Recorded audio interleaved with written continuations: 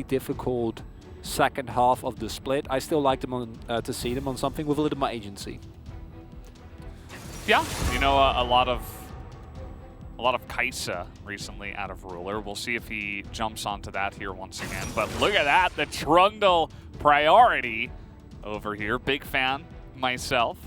I like the LeBlanc ban against Lava as well. He's definitely one of our best LeBlanc players. Of course, when you do first pick Trundle, this does give away the Ziggs, so no hope of that bottom lane. Also gives the Jace over, as we have a lot of fast picks coming through here. That's a speed run.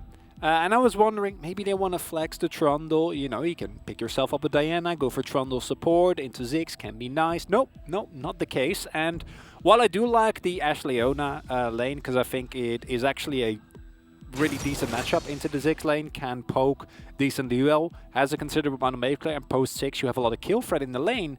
I'm now afraid that Fredabrin is going to be able to ban out some of the more common Jace bans and give Hoya a free lane in the top side. Although they do ban Azir, I do really want to see a Wukong bang, because otherwise I don't know how well that's going to end in top side, especially with Rascal in great form as we saw previously. Yeah, seems safe, I think, for Bro to go for that, especially given the form, as you did mention. The Azir, obvious towards BDD, definitely one of the guys that you want to ban that away from, so maybe they go Azir Wukong and call it a day. We also do see the Nautilus being taken away here from Delight. Interesting choice there. I do think that Delight has been one of the main reasons. It's Delight and Umti popping off, really, that are, I think, consistently win conditions for Bro, unless it's Lava just monstrously gapping. But that is very case-by-case basis. It depends on who he's playing against.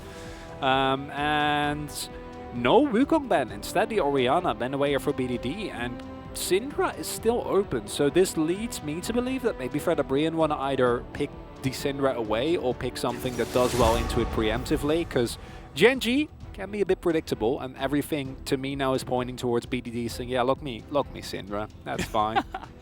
Yeah, BDD is in the Mad Movie of the week for his Syndra. Was one of the... Oh, that's good as well. One of the choices, and yeah, Braum, still available. You can take away Nautilus and Rakan, but you still will have Braum. And there it is, locked in. And that also devalues the Syndra pick. Playing Syndra into Braum is a lot less fun than it might otherwise be. Also just a great pick in general into the... doesn't matter. No, he's gonna stick with it regardless. And there's two ways you can go now. You can either go for something like... Okay, well...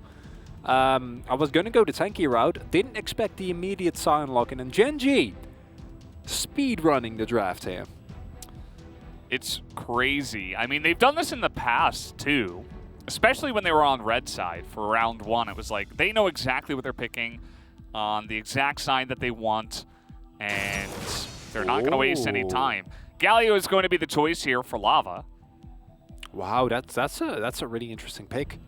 So as a whole, let's take a look at these compositions, because the GENG side is one with a very clear side to play for. That's either mid or bot side. You know, a lot of power in that lane, dive potential, CC, considerable amount of damage, really good setup for the Trundle, and you can just leave Rascal alone in that lane. Pre-first back, it's going to be hard, but once he gets some health in Soul Furnace and plated Steel Caps, that top side matchup is not going to be an issue. The Fredabrin comp, though, is a little bit harder to read, because there's a lot of different elements here, and on the first look, I don't know if it really is going to come together neatly, because you have some poking parts with the GX and the Zays, but then you have we want to skirmish parts with the Viego and the Galio, and that can come together if you're ahead. But to me, the GENG comp feels very all-rounded, strong at all points of the game, has a lot of different modes and options, whereas the Fredabrin comp is a little more dependent on finding some specific openings or getting one of your poke champions incredulously fed. Yeah. Definitely a big fan of this on the side of GENG. They had some issues in their drafts in last week's games, but I think going for kind of an all-around draft against a team that they should be better than is probably a good choice. We'll see if they can deal with the power of Ziggs and Jace on this patch, which can be very obnoxious, especially from ahead, but Fredabrin not always getting there. So we'll have to see how it does go as game number 1 will start up right now. GENG against Fred Brion. Interesting to see that Rascal's gone for the grasp of the Undying here. As I personally would have expected the Spellbook, especially into a matchup like Jace, but trying to make the most of possible trading windows when Jace actually does go in for more melee action. And yeah, as I said, I think the GENG draft very versatile as well, because it's a team fight draft, but not one that doesn't come online until later, right? Like all these champions have considerable amount from start to finish, as they know. Yeah. And GENG, if they're going to try any shenanigans in here, yeah, they're just passing through. They're going to drop down a Warden. That is the way I like it to handle that, because you absolutely could have been counter-engaged upon if you had stuck around. But no Trundle means that they're not going to stick around for the buff. Just get a nice little ward down. And we are seeing a whole lot of cookies.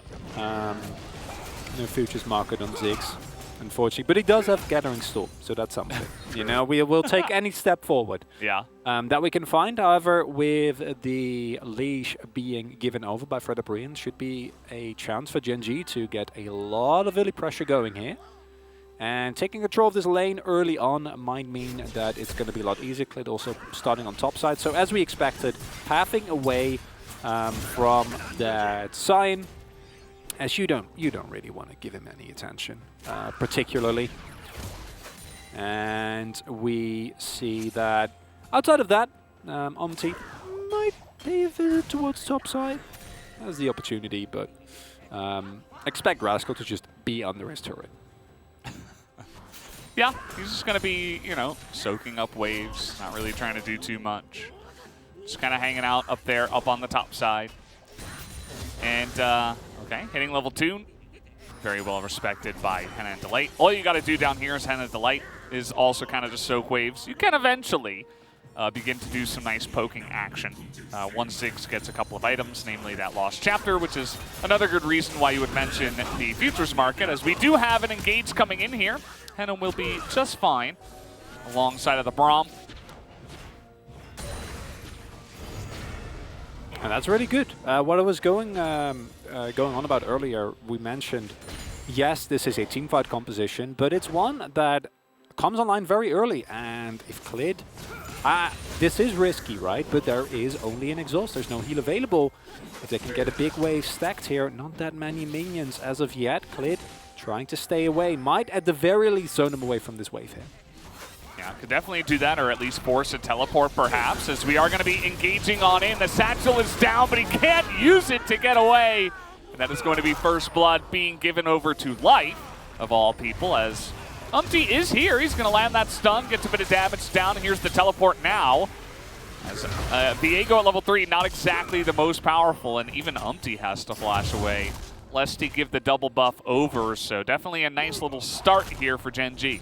And that's so well done by GENG, because they use a multiple set of strengths from the champions. They use the tankiness of Life with his Aftershock and Eclipse to tank multiple turret shots this early on in the game. And then you see, if a kill comes through there, Umti can actually get a lot more done in that fight. But because of the Light, or rather Henna already getting taken down and the Light kind of being behind the play, instead Umti is stuck alone against the Leona and a level 3 Trundle. And let me tell you, level 3 Trundle, not something you generally want to deal with as anyone, let alone as a Viego who is admittedly a pretty decent duelist, but not compared to the Troll. There's a reason why he's as a high priority as he is at the moment.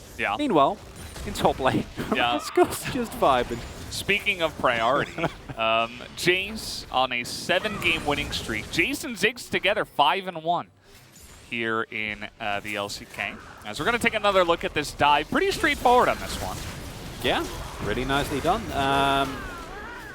I think Henna, I see the reason for putting the shield that way, but maybe try and get a little bit of the damage off from Ruler. And here we see just the power of that Trundle in early game. It's just insane. right? Like, there is so much damage that comes through, especially when Leona's there. It's really easy for you to proc a passive repeatedly with the amount of auto resets that you have. And that leads us to a situation in which big early game lead, teleport invested. Oh man, Rascal is getting in there. He had to flash on the last trade. Hoya's fine to take that trade. I mean, he has teleport. He can just immediately come back to the lane. Rascal takes a bit. Obviously goes back and gets the Bramble Vest. He's going to have a much better time of this lane as things do come along. Yeah, and I actually don't mind this too much from Rascal, because you force the teleport, which locks Jace into the lane, and I think, yeah, he has it 6.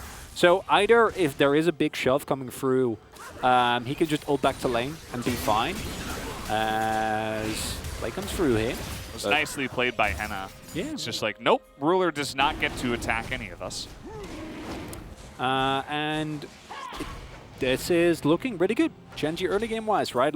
Rascal, yeah, he's behind in CS, but still he's doing really decent in the matchup of getting, in a counter matchup rather, with no attention. And yeah, they picked into it, but that's kind of what you know you're getting yourself into when you do pick the Cyan. Rest of the map being handily won by GENG. BDD just playing neutralizer. As long as Lava is stuck underneath his turret, you're fine, right? You just don't want the Galio to go anywhere. And that's going to take away a lot of value from that pick. Yeah, absolutely has. This mid lane, Lava is doing a decent job of keeping up in CS. Only about 8 behind at this point in time. But I think for a while here for Bro, they're just kind of going to be hanging out, trying not to die, trying not to get dove again. And letting Ziggs just farm out, letting the Jace do his thing up in the top side. Getting that flash out of Rascal is going to be very good for Hoya putting on even more pressure. And you still have to play respectful here as Hoya, and that's kind of the scary thing, because you have a pretty decent vision right now between the 2 control wards that you have. But simultaneously, it only takes a single moment of you not paying attention for Rascal to just press his R button. Yeah, and speaking of which, I mean, we got the Syndra very close by, and the ultimate will come in, forces that flash away from Hoya, and that's all it takes. Yeah, and now as Rascal, you hit a Decimating Smash on the wave, and that's pretty much it, right? You're going to be able to sustain up a little bit, and Cyan is getting closer and closer to becoming that immovable brick that he very soon will be. has focused his attention on the bot side of the map, so I don't think Hoya has gotten the kind of lead that gets you into a position where you can actually threaten a lot more. And it is a nice position for GENG, because it's not like once they get into actual team fights, they're going to be unhappy about their comp or about the general state of this game, especially with Oli Infernal getting picked up. Yeah. Brian trying to make a move on this early Rift Herald, which is a very common move in the LCK, but already the Scout of the Week comes in, live in the midst of 3 of them, but he's tanking up so much damage. Big Ziggs bomb does come in from afar and will push GENG off of the play, and Brian will commit to this objective. And as GENG now, with rotating up your bot side as well, you're kind of committed to making this work. Still have a lot of ultimates available. All right, here we go. GENG is coming in. That Rift Herald is getting dangerously low. able to take it down, but GENG just want the fight, and they will wombo combo. The Galio comes in and gets a lot of value with the taunt as well as the ultimate. But still, it is going to be GENG on the chase here, as it is a 1-for-1 so far, and is looking to be the number 2, as he is still on the run. As get wrecked by the Pillar of Filth, says Clid, and that is going to be an extra kill on top. It's peak pillar placement right there. Getting them stuck between the pillar and the wall, beautiful. And if you have a Rascal ultimate here as well, you might feel a little bit better about it, but it is a lot of damage blocking coming through from the light in combination with a great knockup and taunt from Lava. And for a second there, it's looking a little dire, because if can get those resets, this is the type of fight as GENG. If you lose, you're in a very dire spot. Fortunately for them, the health bars on Brian are very low. I want to hear what Clid says here.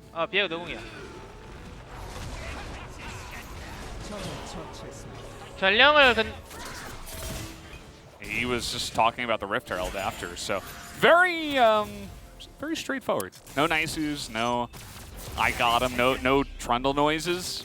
We don't have Showmaker in this game. So. truly a loss to any Trundle player if you don't make the accompanying noises, Valdez. True. I wonder what other champions, you know, because there's a bunch of them where you can't really do it without annoying your teammates. Because Trundle is pretty straightforward, but if you're playing Korean Lissandra... What about Lulu? I think it depends on how much anime you consume, whether or not you're okay with that. You just spam the laugh, but also you're laughing on the voice comms as well at the same time. Yeah. Who needs clean comms when you can have fun? As this might be, at the very least, some plates getting picked up. BDD almost has teleport available. Don't think they should be able to get first Turbo Blood here, and it's going to just be a play for the plates. Yeah, very respectful. Rift Herald drop here. Not really messing around. They have some decent vision in the enemy jungle, as you mentioned before, but you just don't want to get teleported on. You don't want to get rotated on. You're not 100% sure. You just pick up the plates and move on. Definitely 2v1 if no one came up to help. They could have maybe extended for an extra plate, but it's a risk yeah, they didn't want to take. It's also your Viego and Jace into a Cyan that has well a lot of armor if you look at the items. Yeah. It's a ton, and we haven't even really talked about this, but Fred Brian's comp also has a real lack of late game consistent AD damage. And yes, Umti's going to be able to do a little bit, and then of course you have Hoya, but with an armor stacking tank on the other side, especially if Rascal at any point either builds them out or gets an Anathemas and puts it on Ziggs, he's just never gonna die. Yeah. Right? It's funny because if you're a Rascal, it's hilarious. But if you're Fred Brion, that is actually a legitimate problem that you don't really have a way of dealing with. The only one that's going to get even remotely close at that point is going to be Hannah, who is also itemizing for the Liandry. So I think that's a very good call. But you kind of want to be at an advantage with this comp, right? And they haven't really been able to use lava. The first couple of skirmishes not really going their way. They might be able to get something on top side here. BDD still has teleport available though, and I think Rascal's just too tanky. Oh boy. And they're going to go for it. We're going to see if they can actually break through the armor. The answer is Flash is going to win.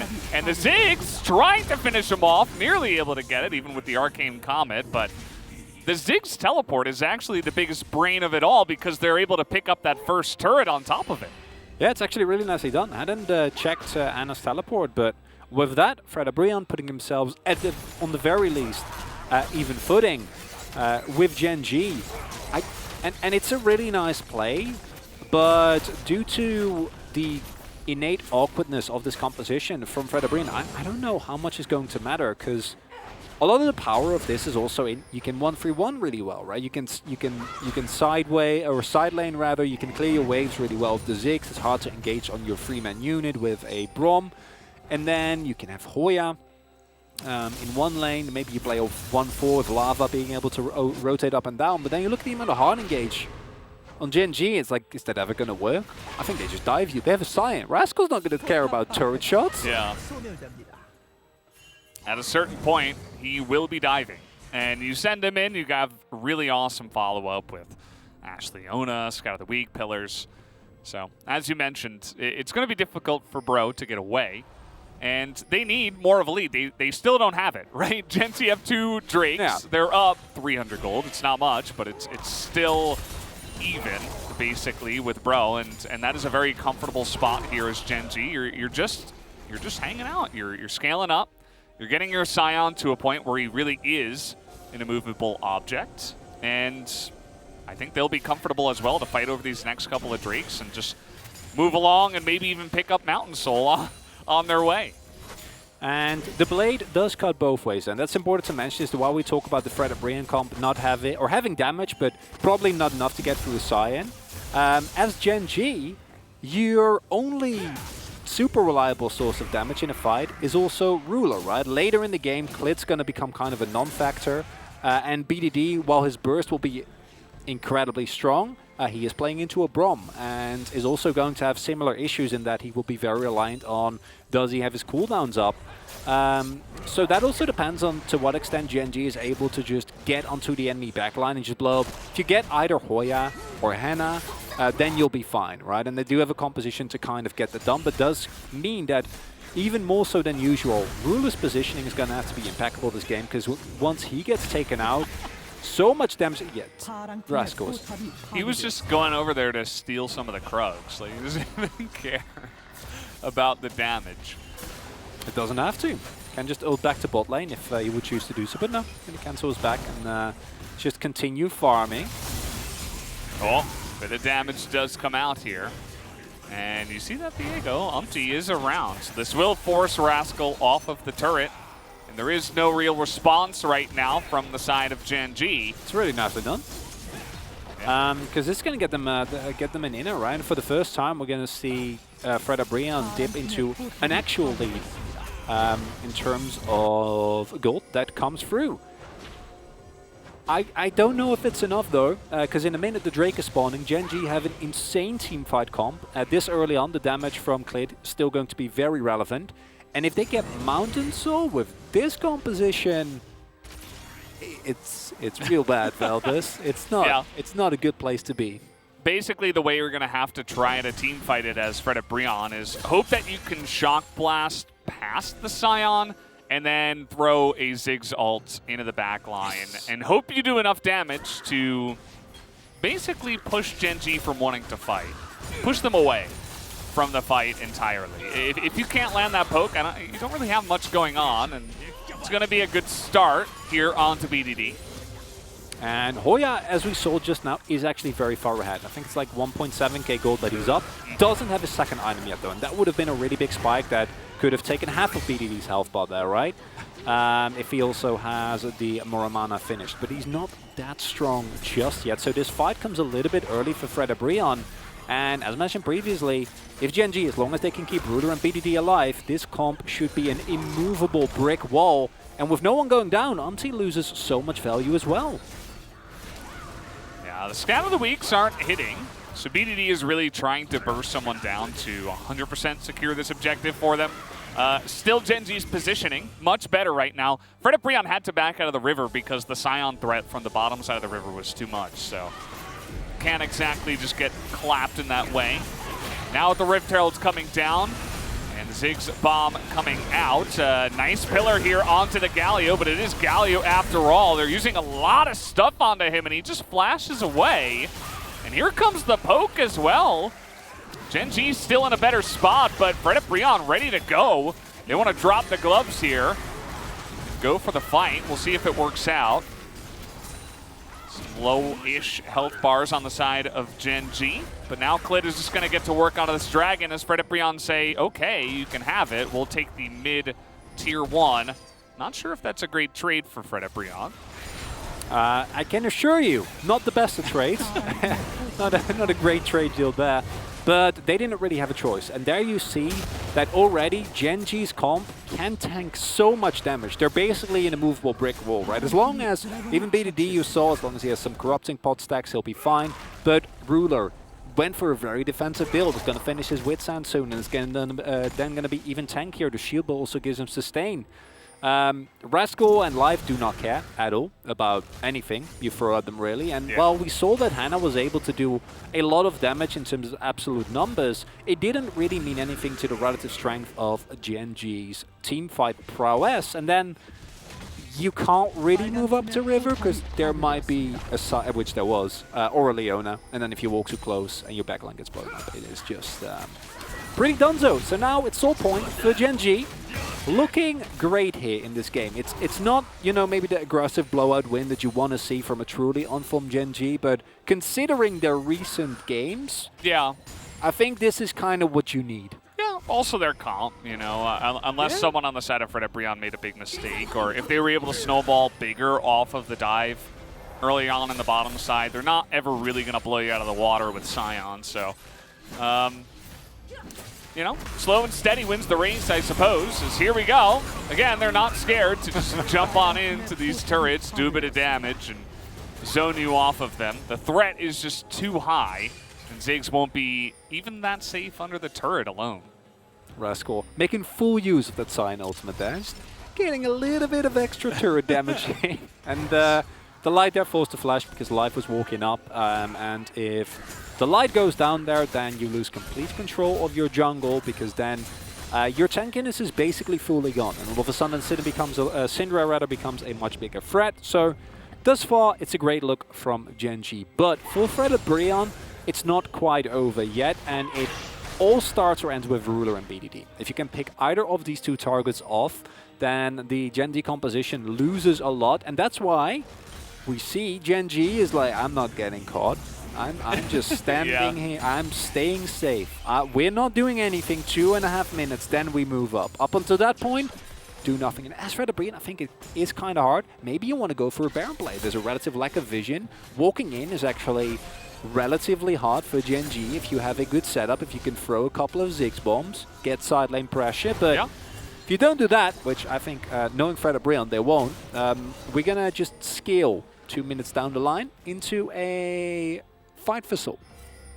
Yeah, and the fact that the fight for soul is going to happen this early on is pretty nice for GENG. I don't think, you know, let's say we were at 38 minutes and Ziggs had 4 items and Jace had 5. Like, there is a chance that maybe you just blow up Ashe. And then it's like, okay, the fight starts at 5v4, right?